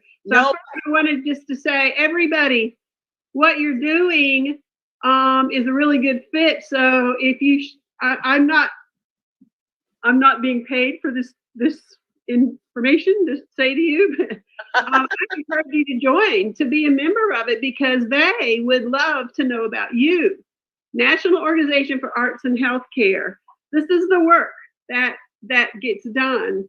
And I also wanted to say, I was a public school elementary teacher, an art teacher for a long time, and I was on the superintendent's advisory council and things like that. And that's where my heart is. What you're talking about is where my heart is. And I learned today so many stories and these personal things. And I was thinking, I'm just going to be here, but I had no idea who was going to be speaking, and it just gave me goosebumps. And that's the power of participating.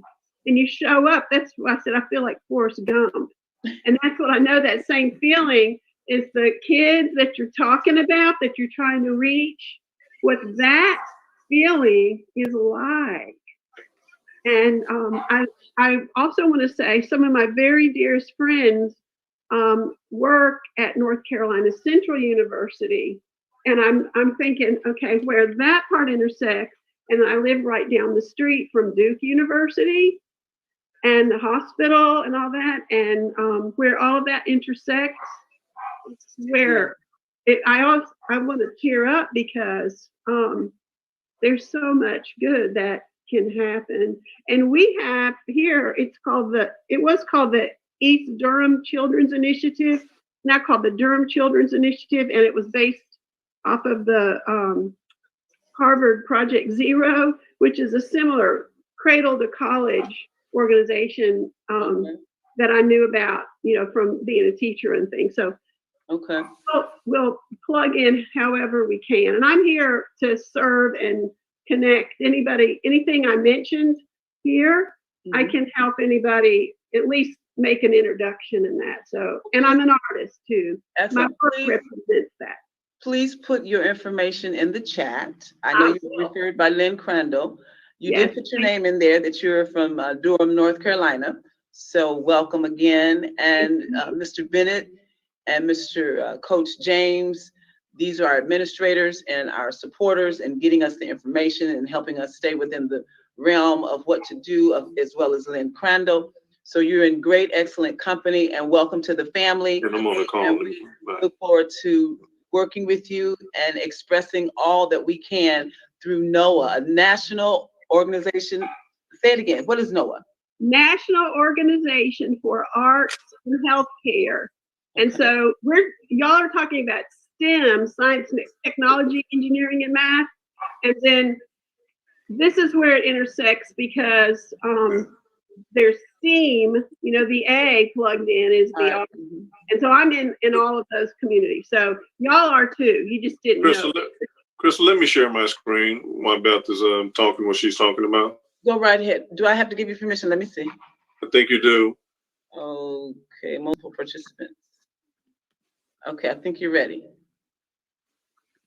All righty, screen and start the broadcast. Beth, you're right. You're hitting the nail on the head, ma'am. And when we talk about Duke, can y'all see this? Yes. All right, Beth. This was an art contest that HUD, recently, put together.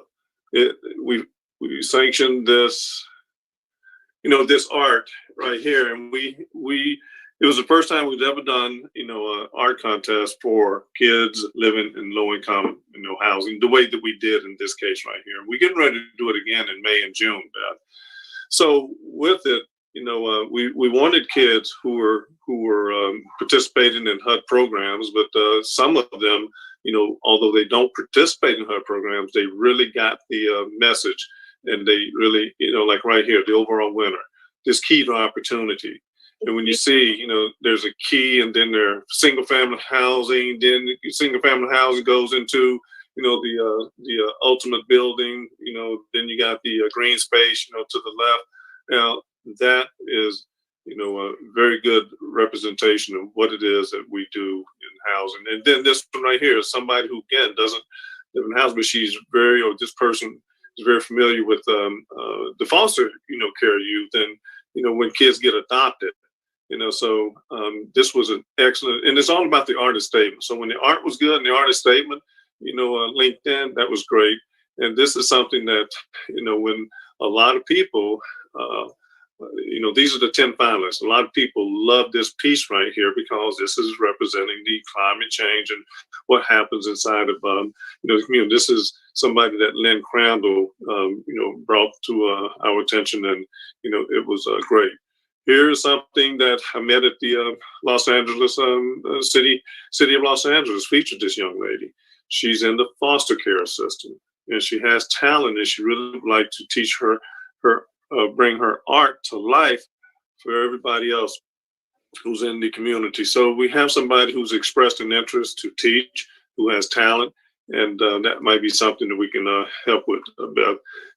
Houston, public housing kid in Houston, and this was the winner under 10. The reason I show you all of this is that we have talent. And when we do it again, we're going to need, to have art organizations. And then when you look at, we're talking about STEM innovation networks, this is a STEM concept right here. This is what, science, of what water and lead can do to everyone. The science and the technology it requires to build and plan communities. And we have an architect on this call. And, then, the health, the mental health, which is a science-based, situation. So this is, although we say it's STEM, it is STEAM, and look at the STEAM that's representing, all aspects of life and what kids, are thinking about. This was the COVID situation. So thank you, Beth, for sharing that. And I wanted to share this with you because when we, get everybody together on one accord, then now we can touch, the 3,200 public housing agencies that we have and the 150,000 multifamily properties we have in America. So thank you. I thank you. I wanted to say one other thing is, because I'm involved in the arts education thing, I'm really close in touch with the teachers, those boots on the ground, and they would love to know that Gerald Bennett from HUD just shared what he shared, because they're the ones that were helping teach those skills and everything. And that's where it's just so, right knit together right there. So thank you. Thank you. It is. Connections. You are at the right place at the right time, dear Beth. And I want to thank you and thank Lynn for inviting you, and make sure we are ready for the next move. And I want to say something with football being our main subject. There are different tactical ways that you guys, train and are getting trained. And so I'm sure you've used that in your everyday living. So what would you have to say to some of the ones that are listening or will be listening that you learned early in age from that practice, from that game? What would you have to say to them that's watching and listening and waiting for something great? And I'll take that to Gary. Gary Steele. That was a great toss. I'll catch it. Right on. Well, over my life, I've thought a lot about what football has offered me and what it has given me. And the one thing that I will say is that, and I'll say football, yeah, because that's what we're talking about here, Crystal, but sports and athletics and being involved with teams. Yeah. What it gave me was a internal toughness that I didn't know that I had. Mm-hmm. I graduated from West Point in 1970. If you do the math, that's over 50 years ago. Wow. And there's been a lot of things that have happened in my life in those 50 years. But I will say that whatever the challenge has been, I almost invariably related back to, okay, So how tough was that compared to my team sport, football? And in every case, when I ran into a tough situation, I knew that I had it tougher when I was playing football. And so that's one thing that, hey, I can get through this. This is nothing. I've had it tougher. But the one thing that athletics, sports, that football gave me was this team work concept. There are guys that I think Gerald mentioned, Major O'Toole. Yes. And Major O'Toole was Jimmy O'Toole, otherwise known as the Tool Man to us. He was the quarterback of the Army football team. And 50 plus years together we have been. I am in touch with Jim monthly, to be honest. And so the ties that you form when you're working in a team environment, if you work hard at them, they're going to be with you for the rest of your life. I got two other guys, another quarterback, Steve Lindell, and the other receiver on the team. The receiver, he lives in San Diego. Every week I'm on Zoom with him, and we're doing Bible study. We're doing devotions. And so what football, West Point, sure, but what football and team sports gave me was the connections that have been unbreakable over all of these years. So what you all are doing and what you plan on doing, you're going to be building ties. That's like why I said to Trey and Wayne, hey, I wish I was aware as they are today. Back then, I had no clue. But you're building ties that are going to be to your benefit for your entire life. The things that you're trying to put together here, Crystal, with the folks here and other folks as they join, they're going to be unbelievable ties that I think are going to be able to make a difference. Are we going to be able to change the world? I would say no. But what we will be able to do is we will be able to change individuals one by one, who ultimately will be able to change the world. Total work. Well, we're not going to stop, I tell you.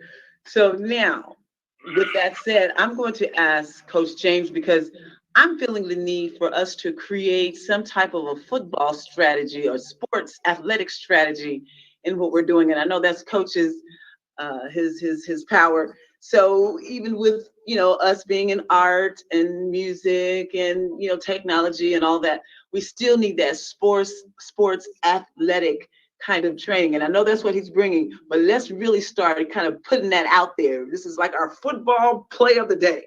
Come on, Coach, talk to us about that. This is how simple it is. First of all, life is a team sport. If you feel like you're playing on a team with nobody around you, then you don't understand what life is. We are a combination of people that have sacrificed before us to be here. The second thing is, when you start thinking about when do our communities need us, here's the football analogy. It's 4th and goal with 2 seconds left on the clock. We have one play. We've got to run it. We've got to score. We have to win. And we have to be 1-0. That is the main scenario that we need to understand. There is no room for error. There's no room for fumbling the ball. There's no room for not getting that half a yard to be able to win the game. It is our time to change communities, one child at a time.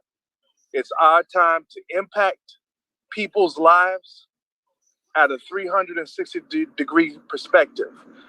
I will also say to what Brother Steele said, I never, ever, ever tried to coach somebody to win them over. I tried to coach somebody so they could win somebody else over. We've got to plant these seeds, and the seeds will eventually grow. But it's that winning attitude that we have and that we need to infest other people with that decide whether we're 0-1 and 1-0. And being 0-1 is not an option today. Amen. All right. Mm-hmm. So Absolutely. I know you talk, but I know you probably want to say something because we're on that football coaching thing. Go ahead. Go ahead, Gerald. Oh, no. I was just going to say, well, absolutely said. Beautiful. Thank you, Coach. So with that, we're going to allow Mrs. Lynn Crandall to come in with what she has because she represents a lot of this, what is going on. Talk to us, Lynn. How are you? I'm happy. I'm sorry I got on a little bit late. Maybe I got on too early and then I walked away from the screen. But in any case, I want to follow up on what everybody has said. Beth bringing in NOAA.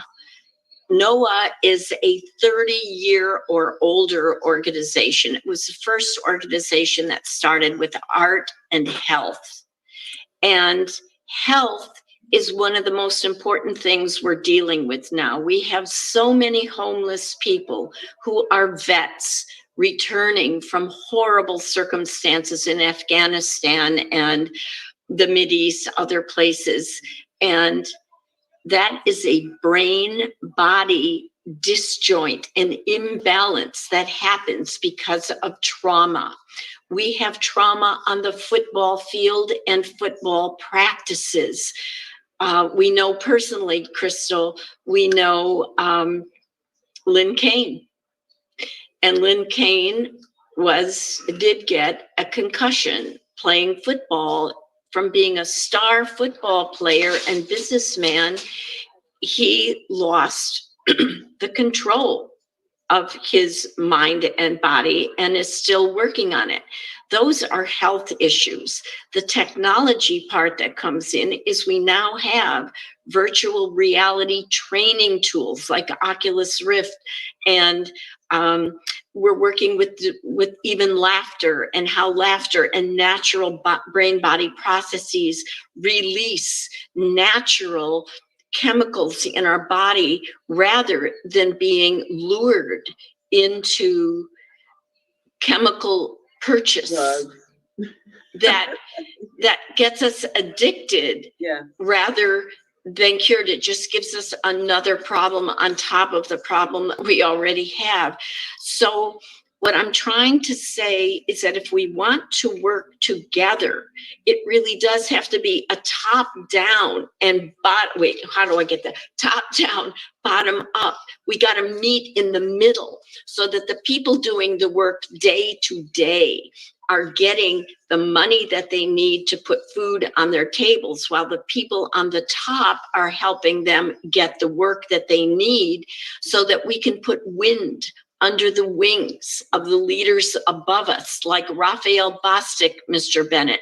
Raphael Bostic is in Atlanta City with the Martin Luther King Foundation, and they are Federal Reserve Bank District 9 that covers several states in that region. So we need to pull those entities together and have them send invitations down to us. Crystal Wells, we know how you can sing and bring a community together. Could you do that kind of process here in Atlanta, Georgia for us? Beth, we know that you're over there in North Carolina at Duke and in the area from which came the president at USC. Can we get the arts, the healthcare people, the leaders together, and then invite the little people like us who can go into a classroom and display how art can help clean the water in Flint, Michigan, so that the industrial waste is not poisoning the people, so that big industry can make big money while the poor people suffer. These are the kinds of the big issues that little guys like me can think of. But we can't do it unless we put ourselves together and put wind under the wings of leaders like Mr. Bennett so he can make the connections for us. That's it. I'm done. Well, I was going to say, this is what's happening. And you sum it up. And I'm thankful that we're in the process. This is our process. This is not a new thing. We're not just thinking of something that we can do. We're in the process. This work is being done. Your information, his information, her information, his information, it's all being processed as we speak. That's what has brought us here today, because sports, this is the Super Bowl Sunday, the 55th Super Bowl of the year. And I have to say, my brother, dear, bless his heart, played in the first 2 of those Super Bowls. This is the first year, as Michelle pointed out, that he's not involved in a Super Bowl. This is the first year. And so this is a very historical time. We have a lot of firsts on this call. And for our racial equality situation, we've been dealing with that and letting it be known this is the Black History Month. So this is what we're all about. We're in the process. It's in the doing. We're not in the beginning. We're not in the figuring it out. We're in the process. We're already connected. We're just filling in what is needed. We're putting our resource guide together so we'll know who's who. I'm in Atlanta, you're in New York, you're in Texas, you're in Tennessee. Get this resource guide and find out, oh, we can call so-and-so, so-and-so. So we don't have to keep bugging each other on these emails and on all the other social media platforms. We can go directly to the source and know where it came from. Right. So this is what we're all about. And I want to mention about Lynn Kane. I was in touch with his wife, Lisa. We just kind of mixed each other. We left voice messages and things, but he was actually invited to be here today. But he is the coach at Southwest College in Los Angeles. He is the football coach. And I think he also coached at USC, or did he attend USC, Lynn? Yes, he was very big at USC. I think he was a USC football player. And from there, he went into the professionals. And then he had the concussion. And he came out and he's sort of been coaching at different schools. He's worked with Amato Salinas. Now I want to talk about the concussion thing with Coach Mark, because that is a big crisis that they want to keep it low. We want to talk about concussions that happens to our football players because it's the great sport of America. But the thing is, it does happen. And he has the Urban Trauma Healing Institute. And I'm sure he's dealt with some of his students, his players that have dealt with those head injuries. What would you say about that, Coach James? I think it's 4 o'clock. Unmute yourself. He's probably not there. He's on the road traveling. So, Gerald, would you like, or Gary, would you like to talk about the concussion thing that you guys know about and how, or what if, what?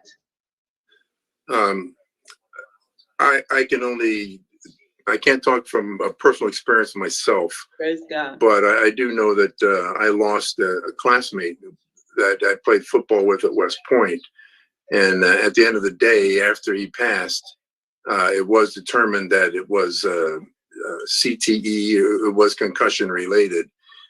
Because, again, we're talking back in the 60s before the helmets were as good as they are today. Okay. And Bob had a number of concussions. He played on defense. He was a linebacker and also a fullback, so he got banged up quite a bit. Wow. It's sad that it happened. I think we're getting better at it across the board. I don't think that I don't think it's a call to ban or stop or eliminate football. I don't think that is the answer, because you can walk outside of your house and have an issue. Yes. But it's something that we really need to pay attention to. We're a heck of a lot better at it today than we were 10 years ago. Certainly better than we were 50 years ago. Yeah. So that's what I have to say. I don't know if Coach, if he's on, if he has anything to say about it, or Gerald, because Gerald was 15, 20 years after I played. Yeah. Okay. CTE, I really didn't understand everything that I understand today, and I do know also that based on technology, vast improvements are being made. To be able to take the blows and to be able to, survive, the impact and the force associated with it. Whenever we say I got my clock rang, I know that I got my clock rang a couple of times. Was that a mild, situation? It was mild, for us back then. Today, where it would be, a cause to get out of the game, because what we had back then is smelling salts, bring you back to life, Right. and then you're okay. So I'm happy with where we're headed, but for those who have suffered it, I'm sure that justice and equity will prevail. As I study, more about this. So we're in a good place, and as Gary said, no need to ban anything. Not because I am a football player, like this, but I just know that technologically advances are being made such that does not need to be an outcome. Just another personal comment. Our son, when he was in high school, we were wrestling. Okay, do we play football? Do we play basketball? He ended up, he's 6'8", about 240, 250. He would have been a hell of a tight end, but I think I talked him out of playing football. And I suggested that he, try basketball. He ended up going to Winthrop University on a, full basketball scholarship, got his, graduated in 4 years and all that good stuff. But I kind of turned him in the direction of basketball because it's got to be safer than football. So Winthrop goes up and plays UConn back in the day. And there was a big scrum underneath the basket. He got undercut, fell down, landed on a guy's leg and long short is that he ruptured a disc. And he's fine now, but he's 40 something, he's 45, 46 years old now. And that ruptured disc is bothering him today because, and he blames me because I convinced him that he should play basketball instead of football. And he says he wouldn't have got hurt if he played football. So, it really doesn't matter what you do. It's the luck of the draw. Just do your best at it and be safe. Well, I'm so thankful that you all have been safe in your years of football and your years of being in the Army and serving as you serve this country. I'm very glad that you are here today. And we do want to keep each other informed on our health, things that we can do to keep our health up. So please don't hesitate to reach out to get the knowledge that is there. And Lynn Crandall, she's very much involved with the health. Her husband is a doctor and pulmonary specialist. So we want to make sure we utilize everybody that's a part of this team. We have our production crew, Bobby Buck and Ms. Nichelle Farrell, that has been helping me and assisting me get this thing together. And I really want to thank them because, doing a Zoom or producing a show is not easy when you don't have all the little hands-on technicians to do the little things that you wanted to have done. Like I was trying to put my PowerPoints up and it was just going crazy. But the whole effort has been a great fun and success. And we also have where we want to give honor to a young lady who worked and has worked very hard to help different politicians and help put different programs together in the STEM and the 360 C2C program, Miss Tyra Fitch. And her daughter is scheduled to be on maybe within the next few moments because she said, I have to go to work. So I said, we'll try to hang out a little while longer, but we at least want to give honor to Tyra and what she's done. And I'm going to ask Gerald Bennett to chime in on that because he knows her personally, he knows the situation. And there is a family GoFundMe account. And we had scheduled to do a raffle and all that, but that didn't happen either. But we do want to make sure we let everybody know that this is where we're going to give support to individually, to Miss Tyra Fish because we were asked to do it as a team effort. And so as a team member goes down, we all have to go forth and support. And this is for her rehabilitation. So we're asking for that information to be brought forth, as Mr. Bennett knows. So please take over at this point and talk about the beautiful lady, Tyra Fish. Yeah, if I may, just before, this is Gary. I need to drop off now. I'm about 2 hours in, so I need to drop off. I've got another